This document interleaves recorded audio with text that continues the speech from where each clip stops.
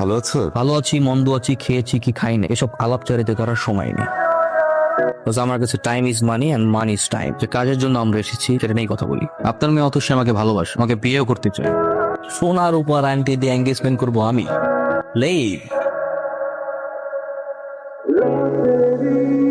পায়ে 2 টাকার স্যান্ডেল, গায়ে কুচকানো শার্ট, তোর ইউনিভার্সিটিতে ঢুকার ভিসা কে দিল রে? তোরা এভাবে কেন বলতেছিস? আরে শুনি না, তুই থাকস কই? আমার বাসা ভাই পাশের বস্তিতে। তুই শালা এমন একটা চিজ যে কিনা আমাদের ভার্সিটির পরিবেশটাই নষ্ট করে ফেলতেছিস। এটা হচ্ছে প্রাইভেট ইউনিভার্সিটি, এখানে স্মার্ট আর রিচ কিডরা পড়তে আসে। আর তোর মতো আবুল ইউনিভার্সিটিতে চান্স কেমনে পাইলি?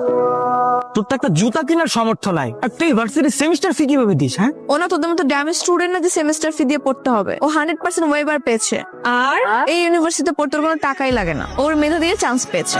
দেখো তো এটা কেমন? এটা তো ছেলেদের জুতা, তোমার ভাই মানাবে না। তোমার জন্য মেয়েদের জুতো প্রয়োজন, এইখান থেকে নাও। এটা আমি আমার জন্য নিচ্ছি না, তোমার জন্য। আমার জন্য কেন? এটা আমি তোমাকে গিফট করব, দেখো তো কেমন পছন্দ হয়েছে। আরে আজকে তোমার জন্মদিন না, আমার জন্মদিন তো 2 মাস আগে চলে গেছে, সামনের বছর আবার আসবে। জন্মদিন না তো কি হয়েছে, আমি তোমাকে এমনি গিফট করব। না না না, গিফটের দরকার নাই। আচ্ছা ঠিক আছে, কালকে থেকে তো তুমি আমাকে টিউশন করাবে, সেই টিউশনের অ্যাডভান্স পেমেন্ট হিসেবে তোমাকে আমি গিফট করব। মা বইসা আছো কে? চলো খামো এক লগে। আও খাওন দাও।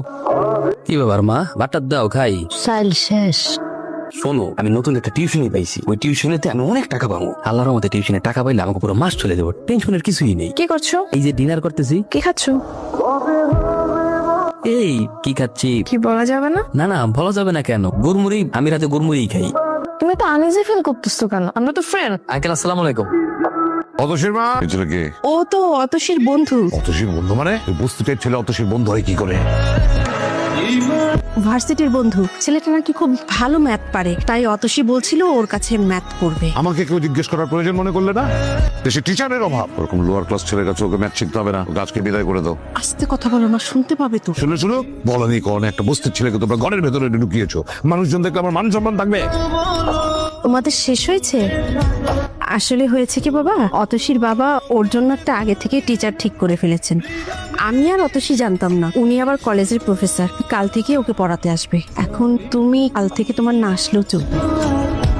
মা, আমি কার কাছে পড়বো কি না পড়বো তাতে কি আমার কোনো মতামত নেই। তোর বাবা তো আগে থেকে বলে ফেলেছে, তাই না? আর যদি আগে থেকে না বলে ফেলতো তাহলে ওর কাছেই তুই পড়তেই না, সমস্যা হতো না। ঠিক আছে, কোনো সমস্যা নেই, আমি কালকে থেকে আর আসবো না। প্রতিদিন দুপুর বেলায় 4 বিস্কুট খান, এটা দিয়ে কি আপনি পেট ভরে? মানে সারাদিন থাকতে পারেন তো? বুঝতে পারবো না কি লেখা, কোনো সমস্যা নাই, এটা অভ্যাস হয়ে গেছে। আপনার ঘর তো কাছে, আপনি তো চাইলে ঘরে যেও খাইতে পারেন। মানুষের ঘর বাড়ি এমন হওয়া লাগে যে ঘরে গেলে শান্তি পাওয়া যায়।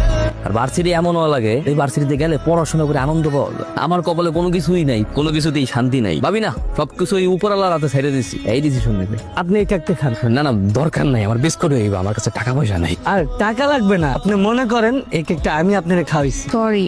সরি কেন? আমি জানি কালকে তুমি বাবার কথাগুলো শুনে ফেলেছো আর হয়তো কষ্টও পেয়েছো। না না, কোনো সমস্যা নাই, আমি কোনো কিছু শুনি নাই। আমি যেহেতু তোমার কাছে খুব ভালো ম্যাথ বুঝি, তা আমি তোমার কাছে শিখবো। কালকে থেকে আমি তোমার বাসায় গিয়ে শিখবো। কি শিখাবা? আমার বাসায় তো ওই পরিবেশ নাই। তো সমস্যা কোথায়? তুমি যদি এরকম পরিবেশে পড়ে ইউনিভার্সিটি টপার হতে পারো, তাহলে আমি কেন পারবো না? আর পড়াশোনা করতে পরিবেশ দরকার হয় না, নিয়ত দরকার।